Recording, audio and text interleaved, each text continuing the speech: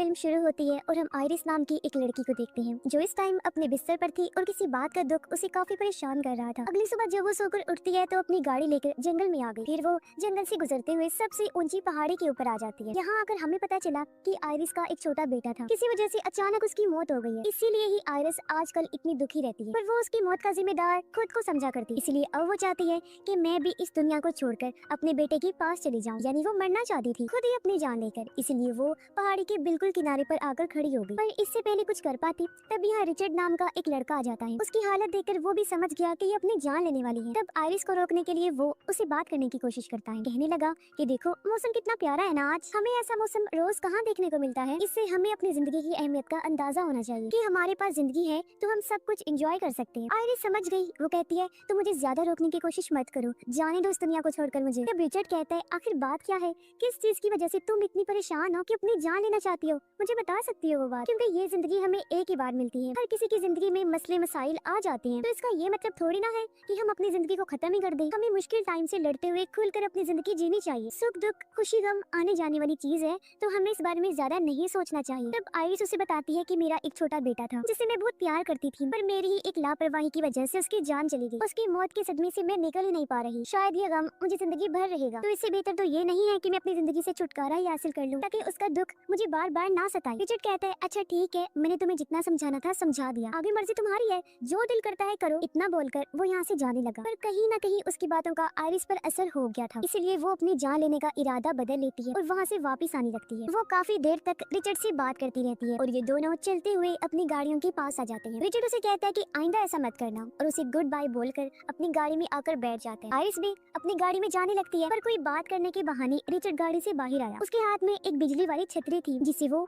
Iris के पेट में घुसाकर उसे जोरदार इलेक्ट्रिक शॉक लगाता है, जिससे वो वहीं बेहोश हो गई। तब रिचर्ड उसके हाथ पांव बांधकर उसे अपनी गाड़ी में लिटाता है और अपने साथ ले जाने लगता है, क्योंकि वो दरअसल एक किलर था, एक कातिल। उसका दिमागी तवाज़ुन ठीक नहीं था, बिना वजह ही वो लोगों को मारा करता। खैर कुछ देर बाद जब आयरिस को होश आई तो वो उससे पूछती है कि तुम आखिर मुझे कहाँ लेकर जा रही हो। वो बात करके आयरिस का ध्यान भटकाना चाहती थी, क्योंकि वो अपनी घड़ी से अपने हस्बैंड को कॉल करने की कोशिश करती है, पर इस बारे में रिचर्ड को पता चल गया। वो कहता है कि किसी को भी कॉल करने की जरूरत नहीं है, क्योंकि यहाँ जरा भी नेटवर्क नहीं आ रहा, वरना मैं इतना पागल थोड़ी ना हूँ कि घड़ी को तुम्हारे हाथ में ही रहने देता। आयरिस जब अपनी जेब चेक करती है तो उसे छोटा सा चाकू मिला, जिसकी मदद से वो अपने हाथ की रस्सी को काटने की कोशिश करती है। साथ साथ वो रिचर्ड से बात करके उसका ध्यान भी भटका रही थी, ताकि इस चीज की उसे जरा भी भनक ना लगे। और जब उसने रस्सी को काट दिया तो एकदम से वो रिचर्ड पर हमला कर देती है, जिससे इनकी गाड़ी का बैलेंस बिगड़ गया और वो एक पेड़ से जा टकराती है। इस एक्सीडेंट की वजह से दोनों को थोड़ी बहुत चोटें आती हैं। खुद को संभालने के बाद आयरिस पेड़ से उस पर हमला कर देती है। उसने जोरदार टांग मारी, जिससे रिचर्ड और आयरिस दोनों ही गाड़ी से बाहर जाके गिरते हैं। आयरिस बिना टाइम गवाए अपने पैरों की रस्सी काट देती है, पर इससे पहले भाग पाती उसके सामने रिचर्ड आ जाता है, जिस पर उसने चाकू तान दिया। वो कहता है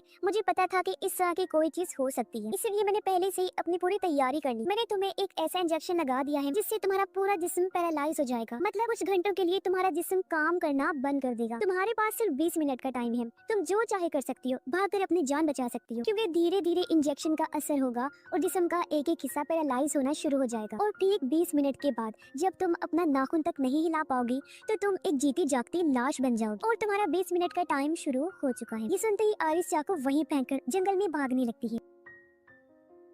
अब वो जितना अपने जिस्म पर जोर देगी उतना ही जल्दी इंजेक्शन का असर होगा। तो वो धीरे धीरे आगे बढ़ रही थी। कुछ दूर आने पर उसे एहसास हुआ कि मेरे हाथ और टांग काम करना बंद कर रही हैं। वो पैरालाइज हो रही हैं, जिस वजह से उसे चलने में अब बहुत मुश्किल हो रही थी, मगर फिर भी वो अपनी फुल कोशिश करके रिचर्ड से दूर जा रही थी। फिर वो टाइम भी आ गया जब उसकी दूसरी टांग ने भी काम करना बंद कर दिया और अब तो वो बिल्कुल भी चलने के काबिल नहीं, इसीलिए रेंगते हुए ही वो आगे बढ़ रही थी। इस टाइम रिचर्ड भी उसके आस पास ही था, जो उसे ढूंढ रहा था, और आयरिस एक जगह पर जाकर छुप गई थी। और जब वो उसे यहाँ नहीं मिलती तो रिचर्ड दूसरी तरफ जाने लगता है, मगर आयरिस के मुंह पर बहुत सारे कीड़े चलने लगते हैं, जिस वजह से वो चिल्ला देती है। इससे रिचर्ड को पता चल गया कि वो कहाँ पर है, लेकिन इससे पहले वो आयरिस के पास पहुँचता वो पानी में चली जाती है और पानी के बहाव से आगे बढ़ने लगी। रिचर्ड उसे चिल्ला कर कहता है कि तुम ये बहुत बड़ी गलती कर रही हो, क्योंकि तुम तैर नहीं पाओगे। ये सच भी था, क्योंकि आयरिस बस बहती ही जा रही थी, तैर तो जरा भी नहीं पा रही थी। लेकिन फिर भी एक जगह पर आकर वो बड़ी मुश्किल से नदी से निकलकर बाहर आ जाती है। फिर रेंगते हुए वो नदी से दूर आकर लेट जाती है। 20 मिनट पूरे हो गए थे, यानी वो पूरी तरह पैरालाइज पैरालाइज हो गई थी और जहाँ लेटी थी वहीं पड़ी रहती। वो सिर्फ अपनी आंखों और पलकों को ही हिला पा रही। कुछ टाइम बाद घास काटते हुए यहाँ कोई आया जो आयरिस को ऐसे पड़े हुए देख लेता है। ये दरअसल एक बूढ़ा आदमी है जो यहाँ पास में ही रहता है। वो आयरिस के पास आकर पूछता है कि बेटा तुम्हें क्या हुआ है, पर वो तो कुछ बोलने की हालत में थी ही नहीं। यहाँ तक कि वो अपने जिस्म को भी सीधा नहीं कर पा रही। बूढ़ा आदमी उसे सीधा करता है। उसे पता चलता है कि ये बस अपनी आंखों को ही हिला पा रही है। बूढ़ा आदमी उससे पूछता है क्या तुम मुसीबत में हो? तब वो अपनी पलक एक बार झपकाती है और जब उसे इनकार करना था उसके लिए वो 2 बार झपकाती है। बूढ़ा आदमी उसे कहता है ठीक है तुम रुको, मैं अंदर से कोई चीज लेकर आता हूँ। ये कहकर बूढ़ा आदमी घर के अंदर गया और एक ट्रॉली लेकर बाहर आता है। उसमें आरिस को डालकर वो उसे घर के अंदर ले आया। एक तभी दरवाजे पर कोई दस्तक देता है। तब आरिस लगातार अपने पलकों को झपकती रहती है। ये देख बूढ़ा आदमी समझ गया कि जो कोई भी दरवाजे पर आया है वो आरिस के लिए खतरा है। और जब बूढ़े आदमी ने चेक किया तो वहाँ सच में रिचर्ड ही था, जो बूढ़े आदमी को ऐसे करके दिखा रहा था जैसे उसकी हालत बहुत खराब है और उसे मदद की जरूरत। वो फौरन बूढ़े आदमी के घर के अंदर आ गया, इधर उधर झांकने लगता है। वो फिर बूढ़े आदमी के सामने आकर बैठ गया, पूरी तरह रोने का नाटक करने लगता है। बूढ़ा आदमी कहता है अरे क्या हुआ, कुछ बताओगे या बस रोते ही रहोगे? तो रिचर्ड कहता है कि मेरे बेटे की मौत हो गई, जिस सदमे की वजह से मेरी वाइफ का जहनी तवाज़ुन कुछ खराब हो गया है। हम दोनों जंगल में बैठी थी पर अचानक वो गायब हो गई। मैं उसे ढूंढ रहा हूँ, मुझे लगा कि वो यहाँ आई होगी तो मैं उसे ढूंढते हुए यहाँ चला आया। ये सुनकर बूढ़ा आदमी कहता है तुम उसे फोन क्यों नहीं कर लेती? रिचर्ड जवाब देता है क्योंकि मेरा फोन कहीं खो गया है। तभी हम देखते हैं कि बूढ़े आदमी ने आरिस को सोफे के पीछे लिटाया हुआ है। वो ठीक रिचर्ड के पीछे थी पर वो उसे देख नहीं पा रहा। रिचर्ड फिर रोने की एक्टिंग करने लगा, कहता है कि मैं अपनी वाइफ से बहुत प्यार करता हूँ और उसकी हालत बहुत खराब है, जिस वजह से मुझे उसकी फिक्र हो रही है, क्योंकि अगर वो टाइम पर मुझे ना मिली और उसका जिस्म सुन हालत में रहा तो उसकी मौत भी हो सकती है। अब उसकी इन बातों में बूढ़ा आदमी आ जाता है। वो कहता है अच्छा मैं तुम्हें कुछ बताना चाहता हूँ, पर इससे पहले वो आगे कुछ बोलता तभी रिचर्ड का फोन बजने लगता है। ये देखकर बूढ़े आदमी को उस पर शक हो जाता है क्योंकि उसने तो कहा था कि मेरा फोन कहीं गायब हो गया है। तो अब बूढ़ा आदमी उसे ये कहता है कि मैं पुलिस के पास कॉल कर देता हूँ, वो ही तुम्हारी मदद कर सकते हैं। और जैसे बूढ़ा आदमी फोन करने लगा रिचर्ड एकदम से उस पर हमला कर देता है जिससे फोन नीचे गिर गया। अब भले ही वो बूढ़ा इंसान था लेकिन था बहुत ताकतवर। वो बड़े ही आराम से रिचर्ड को काबू कर लेता है और फिर उसे खूब मारता है, पर इसी बीच गलती से रिचर्ड के हाथ एक चाकू लग गया जिसे वो बूढ़े आदमी के पैर में घुसा देता है। दर्द से तड़पते हुए वो नीचे बैठ गया। फिर रिचर्ड उसके पेट में भी चाकू घुसा देता है और इस तरह बूढ़े आदमी की मौत हो जाती है। अब रिचर्ड घर के बाहर गया और पेट्रोल लेकर वापस घर के अंदर आता है क्योंकि वो सब कुछ जलाकर खत्म करना चाहता था। वो हर जगह पेट्रोल डालकर आग लगा देते हैं और फिर बाहर आकर अपने ट्रक में बैठकर ट्रक स्टार्ट करने लगता है। पर घर के अंदर आरिस खिड़की के पर्दे को ऊपर नीचे करने लगती है, उसका ध्यान अपनी तरफ करने के लिए। रिचर्ड ट्रक से देख लेता है कि घर के अंदर कोई है जो पर्दे को ऊपर नीचे कर रहा है। वो जल्दी से घर के अंदर आया जहाँ एक बार फिर उसे आरिस मिल जाती है, जिसे उठाकर वो ट्रक में बिठाता है और यहाँ से लेकर निकल गया। अब इस आग से आरिस को अपनी जान बचानी थी, जब भी उसने ऐसा किया, वरना वो कभी ऐसा न करती कि इस कातिल को वापस बुलाए। तभी रिचर्ड के पास किसी की कॉल आई। उसने जब कॉल उठाई तो ये उसकी बेटी थी। आरिस को उसकी कॉल से पता चलता है कि रिचर्ड की वाइफ और एक बेटी भी है। वो कहती है पापा मैं मॉम के साथ आपके पास आ रही हूँ। रिचर्ड कहता है अभी मेरा काम पूरा नहीं हुआ तो मैं कुछ टाइम और अकेले रहना चाहता हूँ। ये सुन उसकी वाइफ कहती है बहुत रह लिए तुम अकेले, अब बस और रहने नहीं दूंगी, हम लोग आ रहे हैं। यानी कि अब रिचर्ड की वाइफ और बेटी उसके पास आ रही। अब पेट्रोल डलवाने के लिए वो एक पेट्रोल पंप पर रुक जाता है। आरिस को ट्रक के अंदर ही छोड़कर वो शॉप पर गया कुछ सामान खरीदने के लिए। अब ट्रक में जब आरिस अकेली थी तो वो अपनी सीट बेल्ट खोलने की कोशिश करती है, पर ऐसी हालत की वजह से वो ऐसा कर नहीं पाती। तभी ट्रक के पास एक छोटा लड़का आया जिसे देखकर आरिस को अपने बेटे की याद आने लगती है। वो उसके साथ गुजारा गया टाइम याद करने लगी, पर तभी बच्चे की मॉम आकर उसे वहाँ से ले जाती है। तभी रिचर्ड भी वापस आ गया और ट्रक को लेकर एक बार फिर आगे बढ़ जाता है। वो अपनी गाड़ी के पास आ गया क्योंकि वो अपनी गाड़ी को ठीक करना चाहता था। आरिस को ट्रक में ही छोड़कर वो अपनी गाड़ी ठीक करने उसके पास चला जाता है। इसी बीच उसने अपनी गाड़ी से एक और इंजेक्शन लिया जिसे वो ट्रक में रख देता है ताकि फिर से आरिस को पैरालाइज कर सके। वो जब अपनी गाड़ी ठीक कर रहा था तो तभी यहाँ एक पुलिस ऑफिसर आ गया। वो जब आरिस को देख रहा था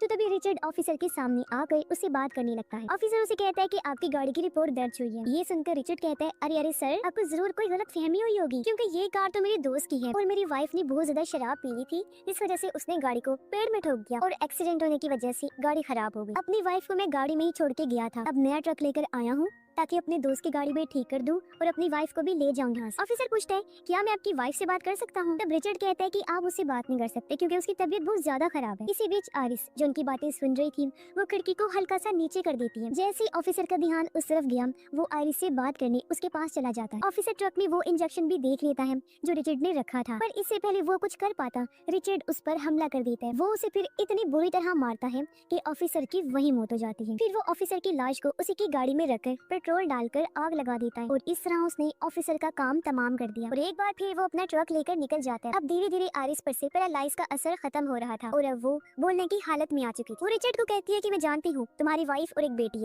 है ना, जिससे तुम बहुत प्यार करती हो। अभी भी टाइम है, मैं तुमसे वादा करती हूँ कि किसी को कुछ भी नहीं बताऊंगी तुम्हारे बारे में। तुम मुझे रोड किनारे छोड़कर जा सकते हो और जाकर अपनी वाइफ और बेटी से मिल सकते हो। वो लोग तुमसे मिलने के लिए आ रहे हैं तो जाकर तुम्हें उनके साथ टाइम गुजारना चाहिए। वो तुम्हारी फैमिली है और सबसे जरूरी चीज फैमिली ही होती है। ये सारी बातें करके वो दरअसल आरिस को इमोशनल करना चाहती थी, पर वो जिस बात में नहीं आता और उसे एक जेल किनारे ले आया। कहता है कि ये हमारा आखिरी स्टॉप है। अब उस इंजेक्शन को आरिस ने ले लिया था जिससे वो रिचर्ड पर हमला कर देती है, पर वो इंजेक्शन को प्रेस करके लगा नहीं पाती। यानी कि रिचर्ड को कुछ नहीं हुआ, वो बच गया। तब रिचर्ड इंजेक्शन खुद में से निकाल कर फेंक देता है और कहता है कि तुम लूजर हो, कुछ नहीं कर सकती। बेचारी आरिस तभी रोने लगी, कहती है प्लीज मुझे जाने दो, मेरा हस्बैंड मुझे ढूंढ रहा होगा। रिचर्ड कहता है कभी नहीं, मैं तुम्हारी जान बख्शने वाला नहीं हूँ। वो आरिस को घसीट कर नदी किनारे ले आया और उसे कश्ती में बिठाकर नदी के बीचों बीच जाने लगता है, क्योंकि उसका प्लान था कि आरिस को वहाँ डबोकर मार दे। तभी आरिस की नजर उसके पीछे गई। वो देखती है कि रिचर्ड ने वहाँ चाकू रखा हुआ है। उसके दिमाग में एक आइडिया आया। वो रोने का नाटक करके रिचर्ड को कहती है कि मेरी पिछली जेब में मेरे बेटे की तस्वीर है, मरने से पहले मैं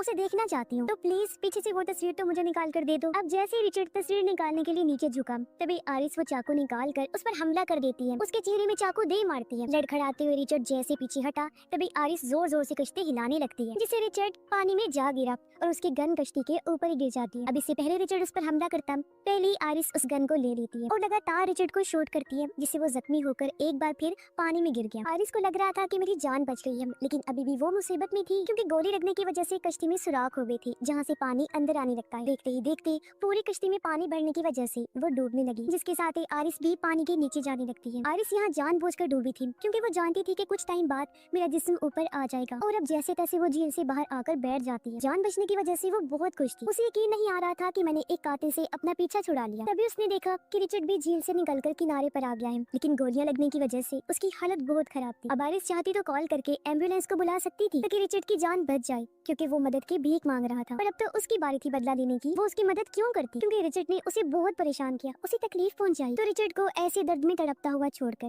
वो वहाँ से चली जाती है। और इसी के साथ इस फिल्म की कहानी भी यहीं पर खत्म।